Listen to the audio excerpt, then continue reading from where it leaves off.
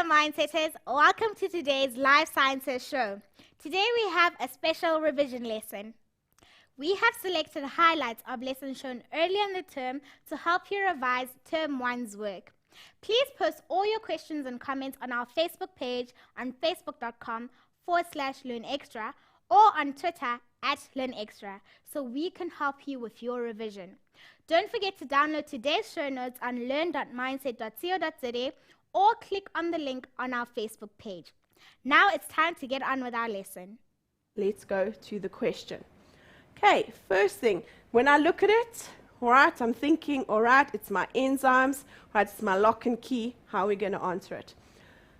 Nice and easy. The first thing we asked, provide labels for parts A, B, C, and F. All right, now if you have a look over here, I said to you, first thing, enzymes do not change their shape. So number A, all right, if we look here, the one thing that stays constant all the time is the enzyme. So number A is my enzyme. Okay?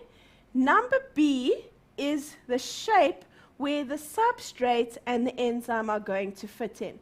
All right? And I always call that my active site. Sorry, my active site.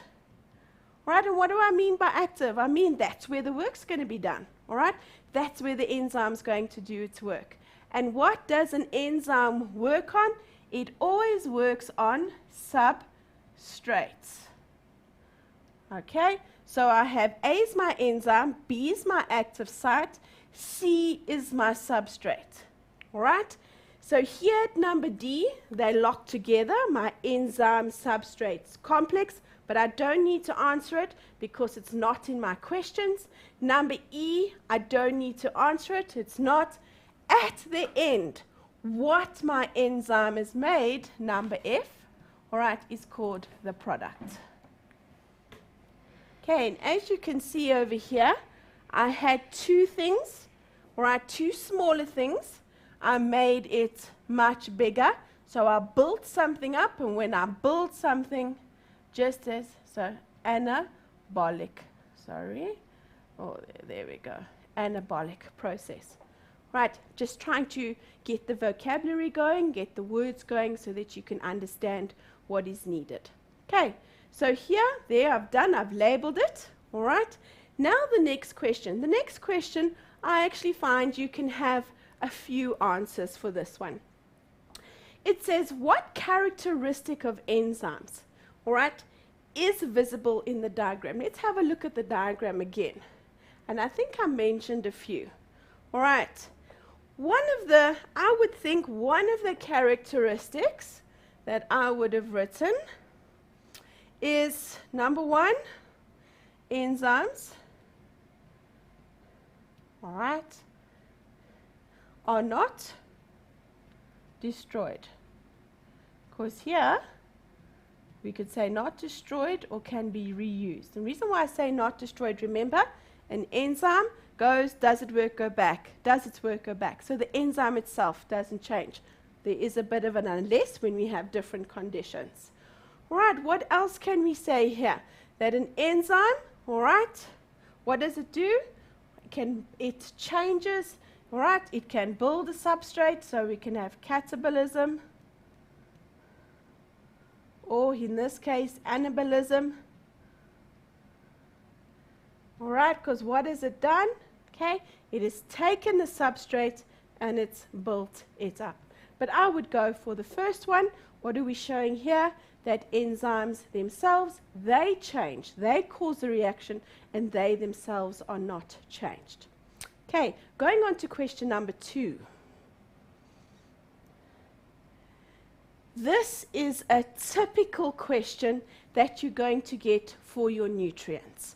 Very often you will find your teacher will give you a food label, all right, with the different inorganic and vitamins. It could be organic as well. And they're going to ask you questions. What should you have to make this diet better? If you're suffering from this disease, what food choice you need. So this is how very often, all right, you're going to be asked the vitamins and the inorganic nutrients, okay? a food label, all right, with all the different things. Here's exactly what we have over here. We have the following table shows analysis of the nutrients. There we go. Right, found in 100-gram portion of breakfast. Okay, the breakfast was made up of eggs, bread, and butter. Okay, eggs, bread, and butter. Automatically, all right, you should be saying eggs is rich in proteins, right? And from your nutrients, you should have known nitrogen. Bread is definitely a carbohydrate, right? Bread is a starch. It's a polysaccharide. Remember, lots of monosaccharides, glucose, all right, put together. What do we get? A polysaccharide. And what is my butter? My butter is a lipid or a fat. Okay, so what have I got there? All my organic compounds. Okay, if you have a look, there are all the nutrients, and that when you look at them, you should start to trigger. Okay, carbohydrates we know, and fats, we're looking at energy, all right, and reserve energy, fats as well, insulation. Protein we know is a builder.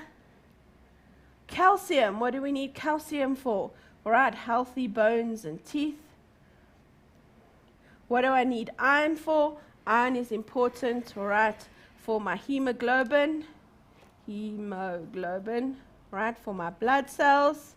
And vitamin A, all right, when we looked at vitamin A, what did we say? It helps with the eyes and with the skin. Okay, vitamin C helps with the blood vessels. All right, so already we're starting to see, okay, what kind of questions can we ask over here? Now, the first question, please, you must read very carefully. Now, all of your answers must come from the table. Okay, so we have a look here, and it says to us, name a vitamin deficiency disease. So all of those are out. And yay, all right, process of elimination, you've got 2. Your answer can be vitamin A or vitamin C. But let's carry on reading the rest of the sentence. It says there, from a diet that results mainly in bread. All right, now you're thinking, okay, now let's have a look. Now if we look at the vitamins, all right, what do we notice? Bread, all right, so just bread. What does bread not have? Bread has got absolutely no vitamin C whatsoever. So if I have bread, I have got very little vitamin C, which means I'm not getting any fresh fruit and vitamins in, right? So what vitamin deficiency disease do I get from a lack of vitamin C? Right? Scurvy. All right, because remember, scurvy, sorry, spelled that wrong. Oh, let me go back here. Okay. My spelling is atrocious at times. I apologize. Are you laughing, Luni? Hey? It's just your first show, don't worry. No, you know, it's the older you get, the brain just starts to disappear. All right, so scurvy. I'm sure you've all seen a sailor's sickness, all right? Their teeth are rotting and all the blood vessels and all the scabs and whatnot. Right, vitamin C is necessary to keep your blood vessels nice and healthy, to help with all the keeping of your gums and all your epithelial layers all nice. Okay, question number 2. Identify the food type that would be best for a person who suffers from night blindness. Give a reason for your answer. Okay, so let's go back to our vitamins. Okay, night blindness. Night blindness, right, what vitamin was necessary? It's vitamin A. Okay, quite correct, those of you who got it right. Okay, and give a reason for your answer. What does vitamin A do? Those of you. Vitamin A, all right, helps to produce rhodopsin. Okay, now some of you are going, what on earth is rhodopsin? Your body is a wonderful thing, all right.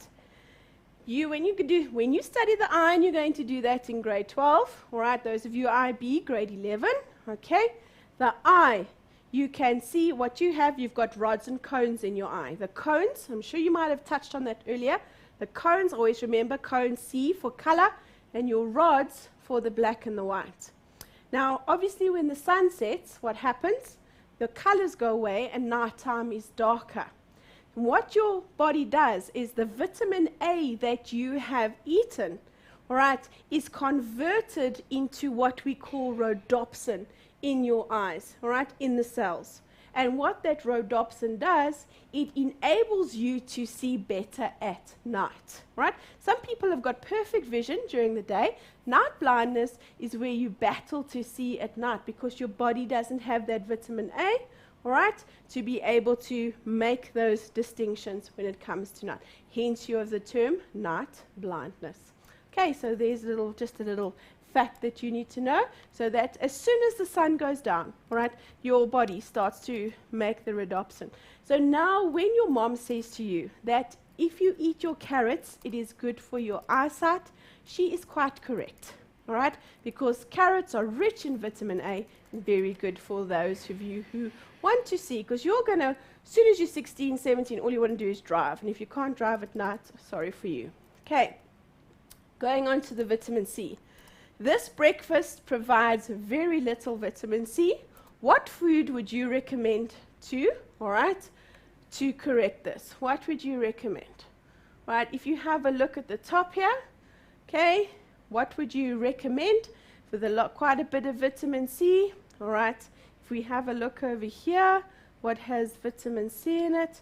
Pretty much nothing that's part of your breakfast. That's what they said. So make a suggestion, okay? Then we now go with always the safe answers. When it comes to our vitamin C, those are vitamin C. Its name is ascorbic acid. All right, so when you think of ascorbic acid, you're going to think of all the acidy kind of fruits. All right, stick with the safe ones. Oranges, okay, pineapple, lemons. All right, that's not with your tequila. Okay, lemons, oh, strawberries, kiwi fruits, all right, very important. And guys, why would it be very important for my breakfast to also have vitamin C? Remember, vitamin C helps iron being absorbed. So if you want to also keep your iron levels good, vitamin C helps with the absorption of that iron. So it's like, that's why spinach is so good. Might be so gross, all right, because it's green. If it's green, it's gross, all right? But spinach is full of vitamin C, believe it or not, and full of iron, and that actually helps itself. So that's why it's so nice if you have that bacon for breakfast, have a little nice glass of freshly squeezed orange juice, because all the protein's in the bacon, not too much fat, all right? And with that orange juice, superb. Okay. This is just a nice little silly one, but it's important, all right? Remember what I said, you need to know the importances of each of them. Why is it important that you eat, all right, carbohydrates? It's your petrol for your car, all right? And with the price of petrol going up, you might need to use it to walk a lot more lately. Okay, let's have a look. I've given you the different kinds of carbohydrates. Guys, when it comes to carbohydrates, there's so many words, all right? Monosaccharides, glucose, fructose, galactose, all right? Then you combine them together, you get a disaccharide, lactose, maltose, all right, and sucrose. Then you add a whole lot of glucose together, you get a polysaccharide, all right? And that is your starch. Your glycogen is how we store energy, cellulose, chitin. A lot of terms, all right, a lot of words that might be very new to you, and some of them always sound very similar. So be careful to pronounce them carefully, all right, and maybe have just notes where you've jotted down all the different terms. Okay, if we start over here, I've lost my earpiece somewhere, so if James is talking from above, you're going to need to shout to me, because he's not going to hear me in the ear. All right, storage of carbohydrates found in liver and muscle tissue. All right, that's how we store energy. How do we store it? We store it as glycogen. What number is glycogen? It's number A. All right, how else do you think we can store, all right, carbohydrates found in liver and muscle tissue? Okay, just glycogen. You don't want glucose. Very little glucose circulates in the blood, just enough to keep the not the temperature, the levels right. Okay? Because remember, too high, that's where all the diabetes and all of that comes in. Oh, cane sugar, found in sugar beet. All right, those of you, especially from Natal, all the sugar cane. All right, which one is sugar cane? That's fruit sugar. All right, and what do you think it would be? All right, if it's fruit sugar, have a look here. Sugar, from where do we get that? What do we make it into? We make it into, all right, table sugar. That's on our table. That sugar cane, all right, when it's processed, it's on the knife that we have in our tea and over our cereal. All right, and that is number B. That will be sucrose. Sucrose is cane sugar. All right, the next one, a monosaccharide. The 3 monosaccharides, glucose, fructose, galactose, right? All 3 of them, we can't break the monomers, building blocks to carbohydrates. So let's see. We are looking for glucose, number C.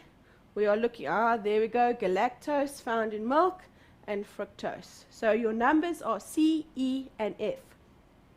Sometimes have a look at the mark allocation when you're answering these kind of questions, all right, because what's going to happen, all right, it will give you an indication.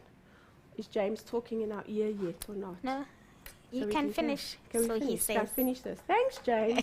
All right, a disaccharide. Remember, we add 2 together. 2 monosaccharides give me a disaccharide. Ooh, where do I have? Sucrose, yes. Maltose, bread. Oh, and the good one that some people are allergic to, lactose, that we're going to find in milk. So BGH. All right, BGH. Oh, I missed one. Sorry, I missed one. See, James making me nervous there. BGH. The main carbohydrate in milk, galactose. All right, but we can actually, galactose was number E. Right, but we can also, believe it or not, we can also say lactose, number H. Right, but when we talk about, when it comes to goats, they don't have the lactose. That's why when people are lactose intolerant, they have goat's milk. Okay, structural carbohydrate found in plant cells. You're going to do the plant cells, so you need to remember it is cellulose.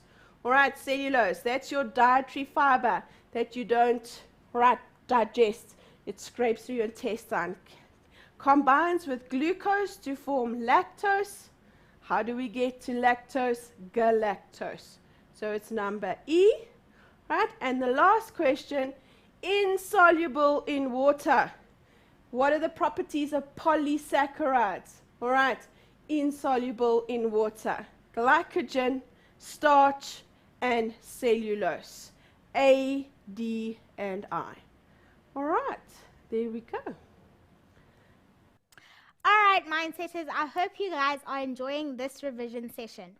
Remember, if you are struggling and need help, please post your question on our Facebook page or send an email to helpdesk@learnextra.co.za. Now it's time to take a quick break, so don't go anywhere. We'll be right back.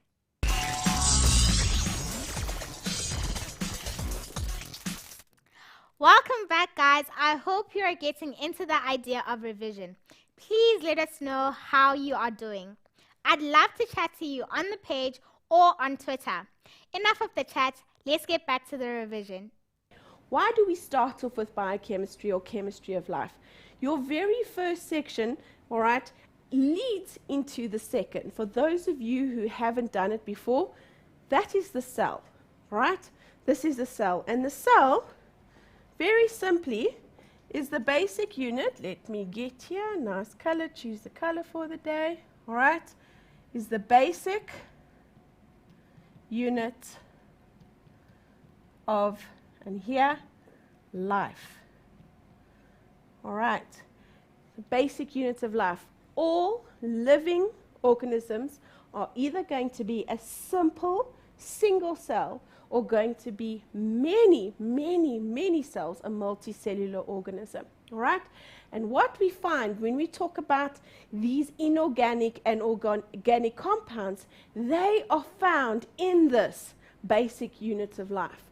So before we go and look at the cell and all the structures of the cell and the functions of the cell, we need to look at the basic chemistry, all right, that is going to make up these cells. And when we carry on later, you're going to look at the different types of cells. When you do mammalian tissue, when you do plant tissue, you're going to take this cell and you're going to see how it changes or specializes specifically according to what its function is. Structure versus function, something you'll always hear me say. So when we look at a cell, all right, we have got inorganic and organic compounds. Now, what some people use as a definition when they talk about inorganic, they say non-living, all right? We can use that term, and organic living, not really correct. What we do say, though, is especially when it comes to the organic compounds. All organic compounds, very important. All of them, okay, have carbon.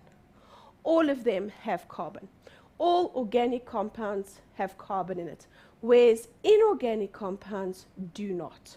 When we talk about our inorganic, we're going to talk about water, all right? Water, H2O, calcium, phosphorus, magnesium, all right? I don't hear none of those, all right, have carbon as their base. So when we talk about an inorganic, not so much non-living, but simple structures don't have carbon as a base, whereas our organic, usually much larger structures that have a base as carbon.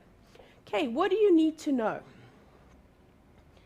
Guys, when you're studying, the most important thing, please, all right, you need to have pictures. You need to have tables. If you go onto the website, those of you who are on Facebook, etc., and you go to the notes, what you will see, simplified things. All right, everything fits in that we've done when we do organic and inorganic. It fits into a table. Okay, so when it comes to inorganic, the first thing you need to know is water. And what is the importance of water? That is essential. All right, water, as we know, okay, most of the cell is made up of water. But most importantly, one of the things that we need to know about water, all right, all chemical reactions occur in water. All right? So how the cell works, and if the organism is made up of lots and lots of cells, all right? Each cell, in order for it to work, all right, and it works by chemical reactions. Organic compound that we're going to look at is enzymes, okay? So when you have here, when you draw it, I suggest that when you study, do a mind map, all right? Take a mind map and you say inorganic nutrients, all right? And you write there water. And you list, all right? You list the functions. You say chemical reactions occur. You write there it's a transport medium. All right, you write there, all right, it stops desiccation. All right, it's a cleansing, takes away wastes. It transports digested food, right? Think about blood is made up of water. What is blood? Transport things. When you urinate, what is it? It's water. You're getting rid of wastes, okay? When you breathe in, the air, what happens? It dissolves in the watery lining, all right, of your respiratory organs. When you breathe it out, all right, it's in the form of water vapor, again getting rid of everything. So water is essential, right, for your body to be able to function. As I said, H2O, right, no carbon. The next one, right, and this boils down, I'm afraid when it comes to the nutrients, it boils down very simply to studying, all right? You need to be able, again, use a mind map. I give my grade 10s, and they always laugh at me. I give them like a strongman picture. It looks a bit stupid, and they always laugh, all right? But I give them a human body. You also need to know the plants, and I make them label it, all right? What is it? I've got a man with like big teeth, and I've put it on the face over here. So if you put it on the face, he has a nice big smiley face, and I've put teeth. Why? Because one of the things I need is calcium. All right, and why do I need calcium?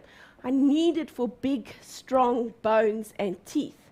All right, because what am I going to do in grade 10? I'm going to look at the skeleton. All right, and before I look at the skeleton, what am I going to look at? A bone cell. All right, a bone cell. So for each of them, I'm afraid you're going to have to make a table, and for each thing, you're going to need to list. Okay, calcium, where do I find it? Oh, I found it in milk. All right, I found it. And what happens if I don't have enough calcium? Right, I'm going to get rickets, right, or osteomalacia. So what happens if I don't have sodium, salt? Where do I find it? Oh, I need to find it. What kind of foods do I have? Right, I can find it just in the table salt.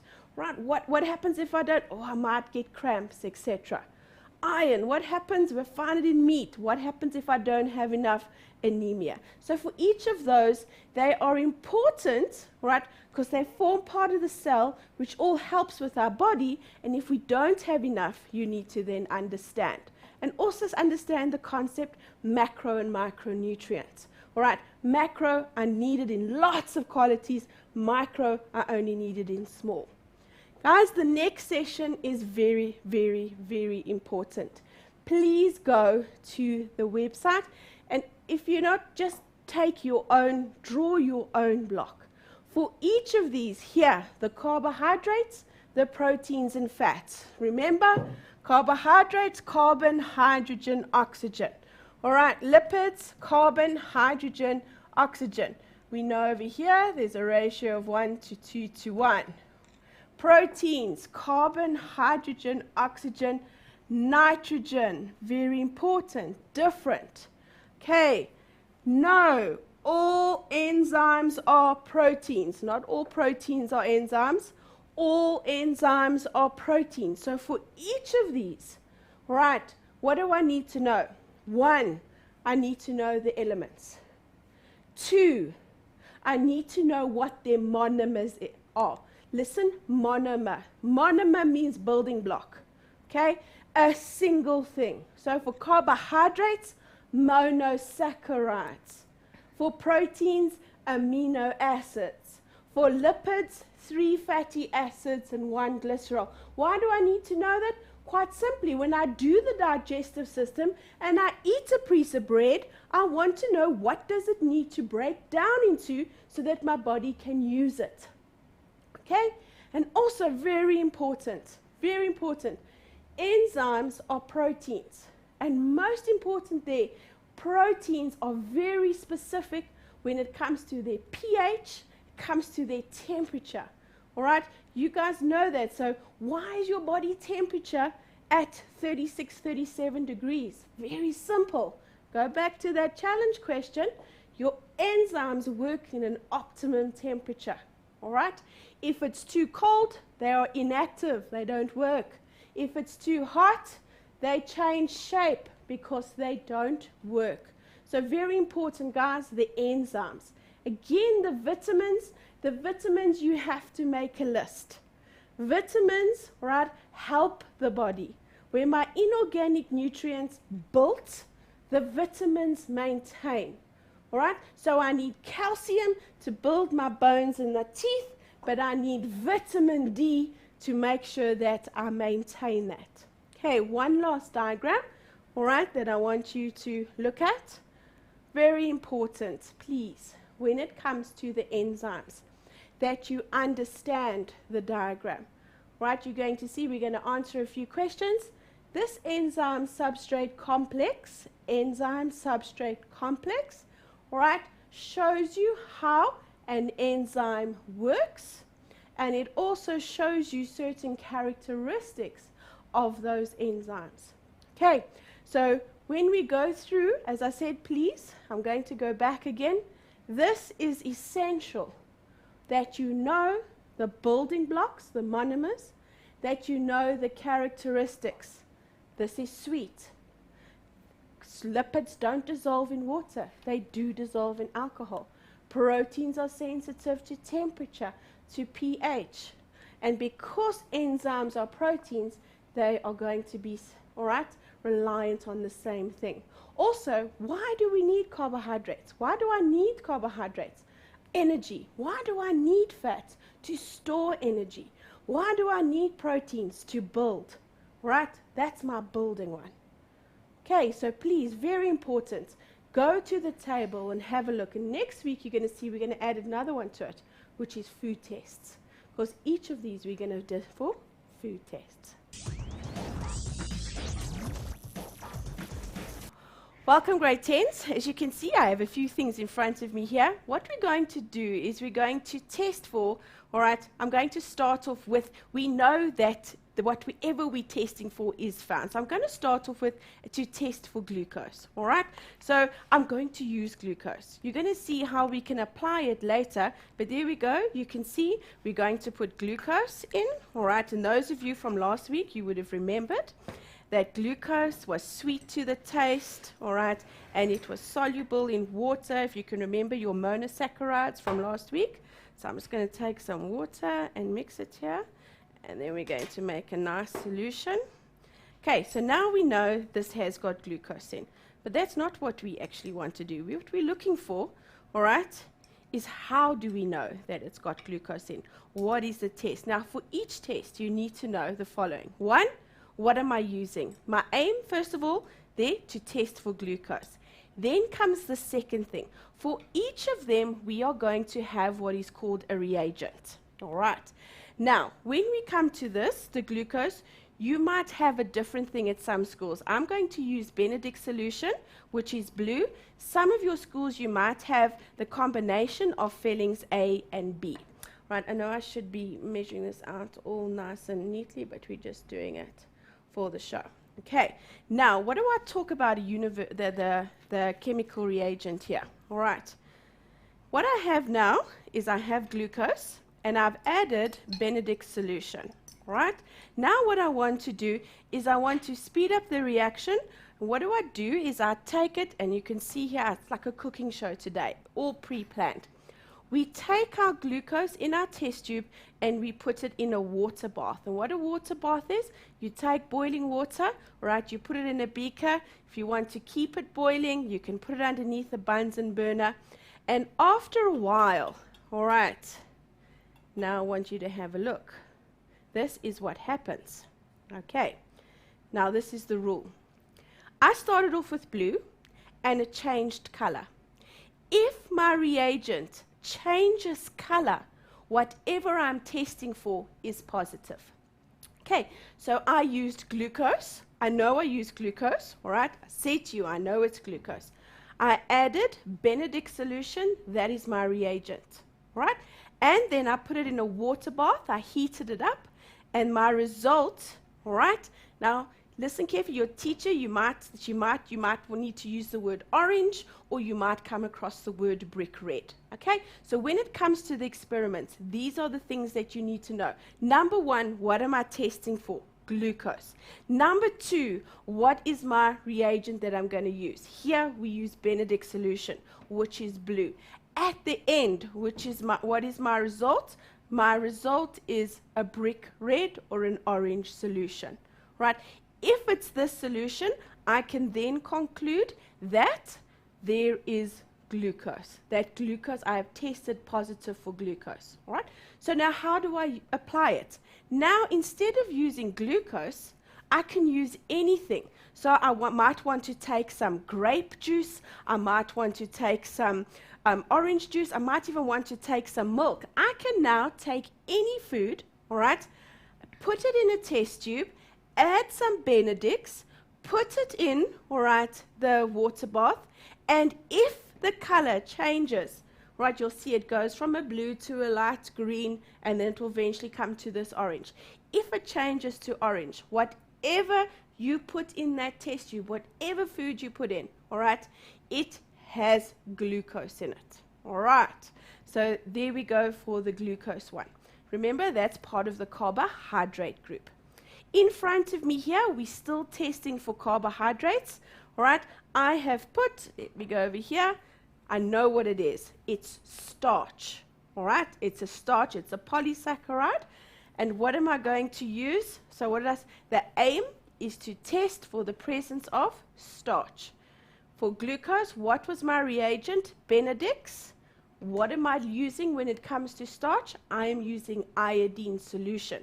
Now, if you can see, if I bring, all right, some iodine up, iodine is brown. If I put it on the side over there, I don't know if you can see it, all right? Iodine solution is brown, but if I add it to my starch, oh, okay, here we go.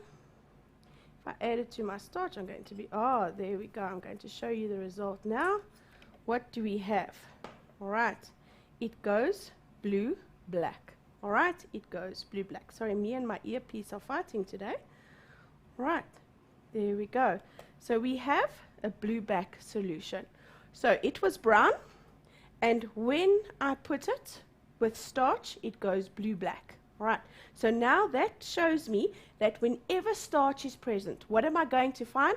My reaction is going to be a blue black color change. So now what do I take? Again, I can take any food. All right, your teacher will probably put out some potato or some bread. Again, we like to try milk, or we could even try sugar. All right, because if it doesn't change color, then we know that there's no starch in it, if it remains brown. But if it does change to a blue-black, then we know that starch is present. So there we have done our carbohydrates. Okay, now we're going to go on to our proteins. I'm going to move it over here.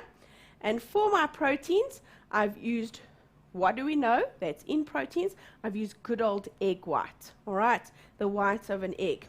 Now I'm going to use Millen's reagent, which is very, very poisonous. Generally, most schools don't use it. All right, so if you do, you know the general rule.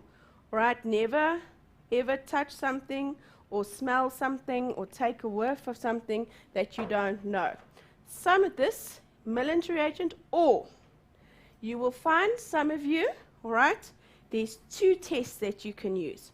The other one is called the Biuret test. And the Biuret test, you use combination, all right, of sodium hydroxide and the lovely blue. See, blue is such a lovely color, all right? The lovely blue copper sulfate. Right, so when it comes to the protein test, you have two choices. One's the Millen's reagent, all right, and the other one is the Biuret test, where you use sodium hydroxide and copper sulfate. Okay, once again, obviously beforehand, I put it in my water bath. Wow. All right, now have a look at this change over here. Now, I don't know if you can see there, okay? If you have a look, when it comes to proteins, the color here, we have a violet, it turns like a purple color. If you have a look all around here, all right, you will see even at the bottom, it is purple, all right? We say it's violet or it has a purple precipitate. So you see the color change here, all right? There wasn't anything. There's my Millen's, and it was see-through. Even if I put my copper sulfate, it would have been blue. And look here, a lovely purple forms around it.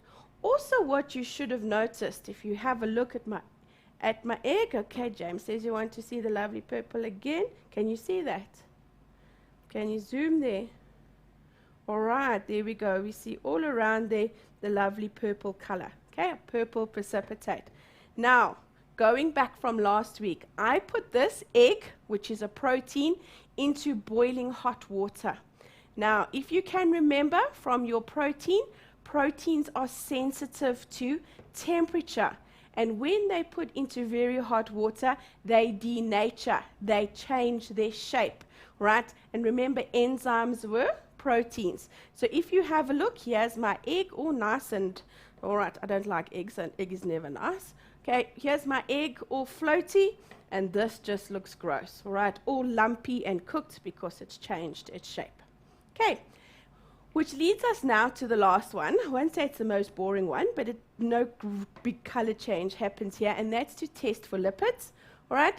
And I'm going to take good old oil, all right? They are good for oil. Going back to the proteins, again, as I said, if I test this, now I can take my milk powder, I can take peanuts, I can take whatever food that I need, all right? And if you're going to use big chunky pieces, always grind it up or cut it up or use the pestle and mortar and grind it fine. So it's much easier, all right, for the reaction to happen.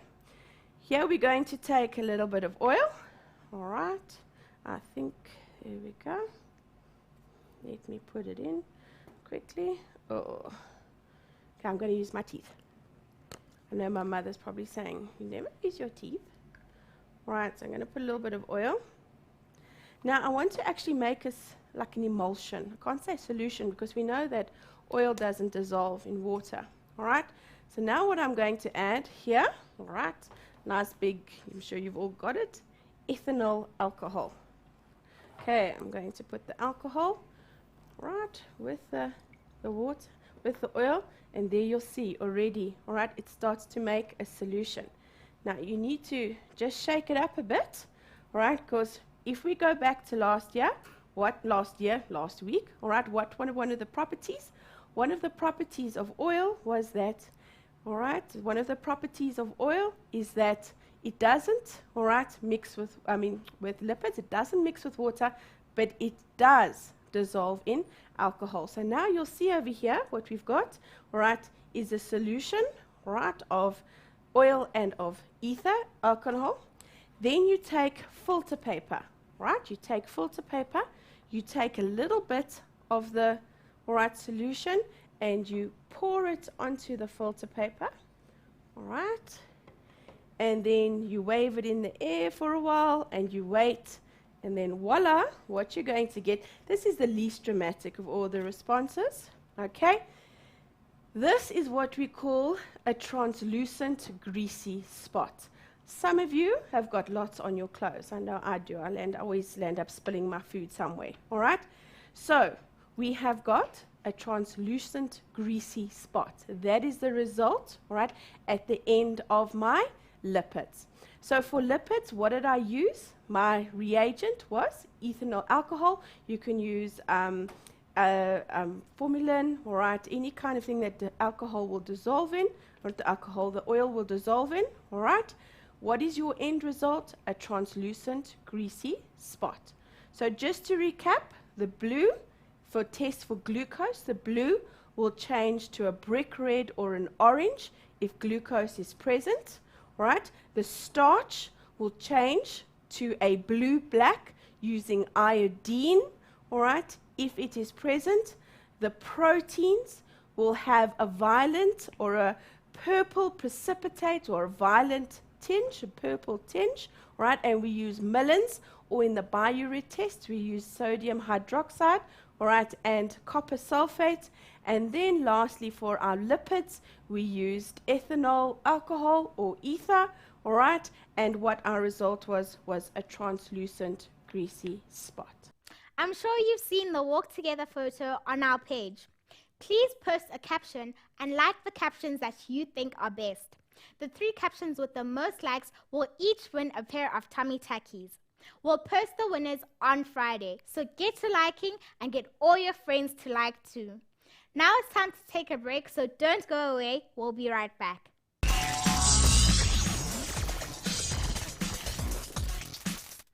Welcome back from the break. I know you can't wait for the term to end and for the holidays to start. This year we bring you revision sessions from Term 1 from the 28th of March till the 6th of April. These will be repeats of all the Learn Extra live shows from Term 1. These programs will run from 9 a.m. in the morning till 7 p.m. at night. Go to our website learn.mindset.co.za for all the details. But for now, let's get back to the revision.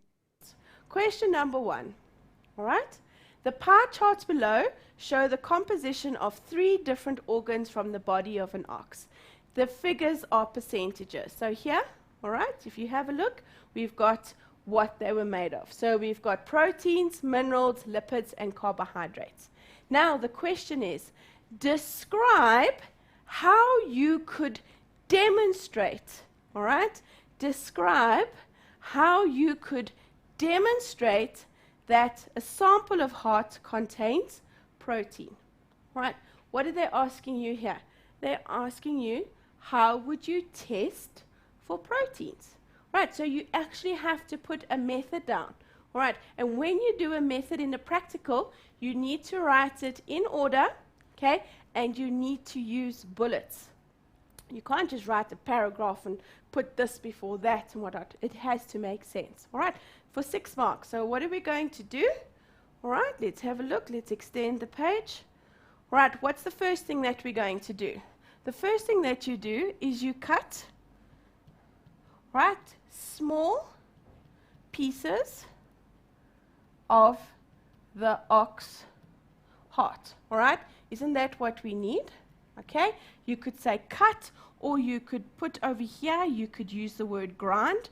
Remember what I said to you, and those of you, if you go and have a look at the notes as well, it says to you, all right, that you must, if you're going to have like those solid pieces, you must cut it up finely, chop it up, or grind it up so that, all right, that they can be saturated by the chemical that you can use, so that the reaction can happen quite quickly. All right, then what do?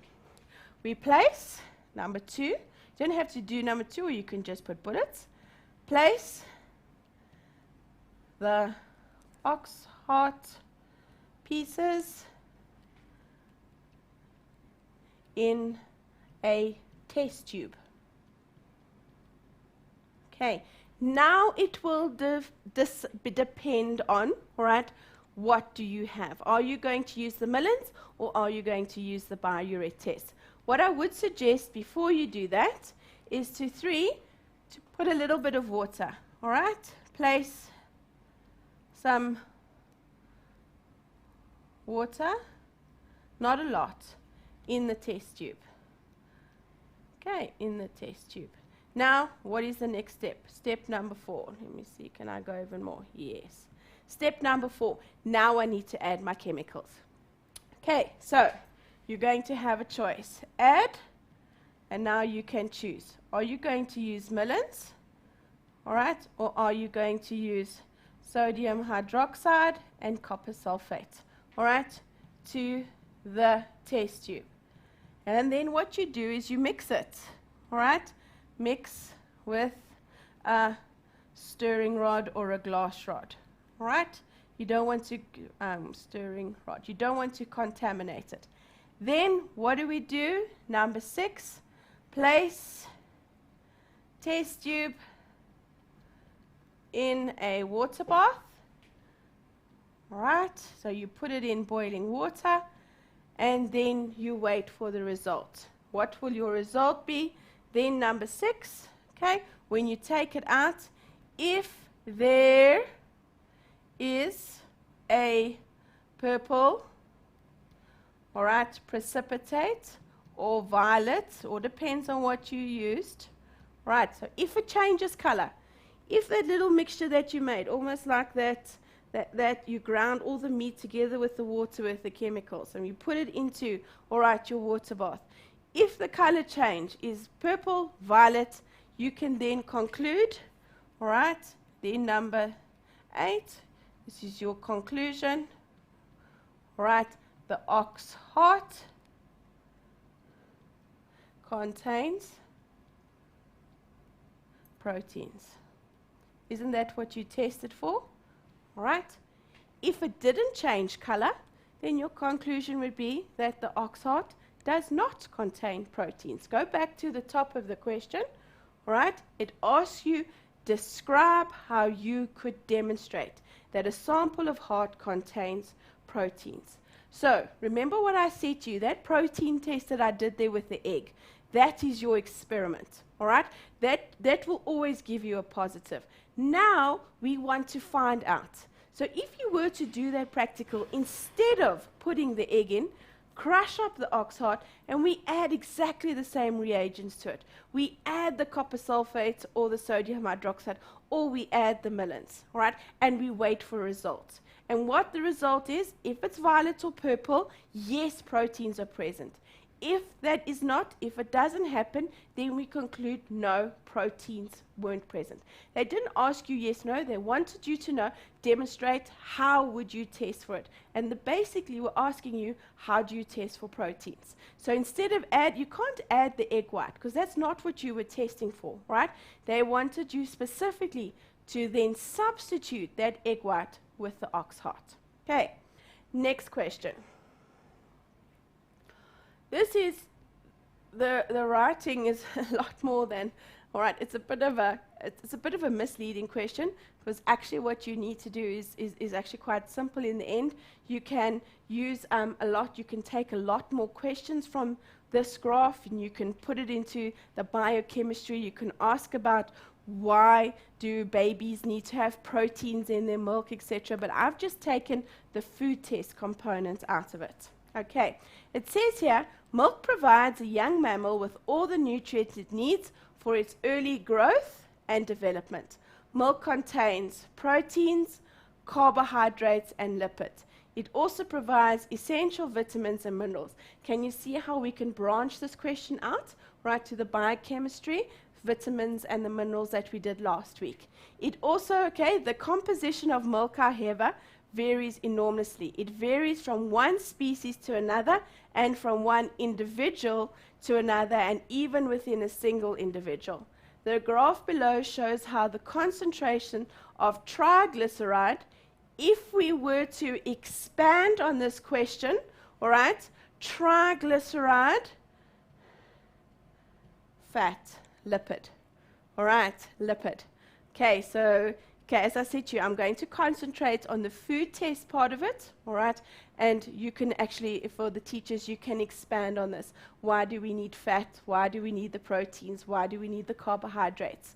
All right? In human milk changes, at lactation, the period of milk production progresses. All right? And what they all basically, this graph is showing you that the fat content of breast milk, basically, there's quite a high fat content, but we also know proteins, all right, minerals, and vitamins. Now, as I said, to test your skill, what they're trying to say there is that it is everything that a baby obviously would need to be able to grow and develop. And if we have a look again at last week's one, when we looked at carbohydrates, lipids, fats, vitamins, and minerals, all right, we know that those were all needed, right, for an individual to be able to grow and be healthy, right? Because if they lacked any of those, we saw that we had your deficiency diseases, etc. Your rickets, your kwashiorkor, your night blindness, your pellagra, all right, your scurvy. Okay, so just keep that in mind. But I'm going to, just because we're doing food tests today, right, it says here, the preamble states, that means just the beginning, the introduction. Milk contains proteins, carbohydrates, and lipids. Draw up a table in which you state the tests used, the expected results, and a conclusion of your results. Okay, now let's have a look over here. Let me see if I can go again. Okay, for my table, no. Right, so it says you need to draw up a table in which you state the test used. Right, so start off. The first thing you need to do is you need to draw a table. And a table always has column, and they've actually given you the column headings. So, test 4. All right, the expected results. Okay, so you could say expected results and conclusion of your results. All right, so when they say expected results, I'm going to put here what color changes. All right, there we go. Yeah, it worked. So all that we're doing now is we're putting exactly what we've been saying in a table. It says that the milk contains proteins, carbohydrates, and lipids. So what's our first one? Glucose. Okay, isn't that a carbohydrate? Okay, glucose is a carbohydrate. It's a monosaccharide. What do we expect to happen? All right, there we go, the brick red or the orange. What can we conclude? All right, that breast milk contains glucose. It's not too difficult stating the obvious, but again, putting things into a table, right? You put your independent variable here, the one that you are controlling. Right, you can also test for starch. Expected result would be blue-black. All right, and what that can you conclude? All right, here that breast milk has starch, but yeah, you need to maybe use your not but unlikely to occur. All right. Babies at that stage can't really, all right, digest it. There we go. What's the next one? Here we go. Proteins. All right. What's the expected result? Violet color change or the purple precipitate? What again? Sorry, I'm writing so precipitate. It's the same thing over again. All right, what can you expect? Breast milk contains, all right, proteins. And then your last one, and that's the one that your graph, right, definitely, all right, says, and that is lipids. What will change? A greasy spot if you were to test it. And what can you say? That breast milk contains, all right, fats. So from that, what can you conclude? Right, it contains everything that a growing individual will need. We've come to the end of our show. Thank you so much, Mindsetters, for joining me and for chatting to me during the show. Remember to visit our website, learn.mindset.co.za, to get your notes and to watch the videos from the term. Goodbye.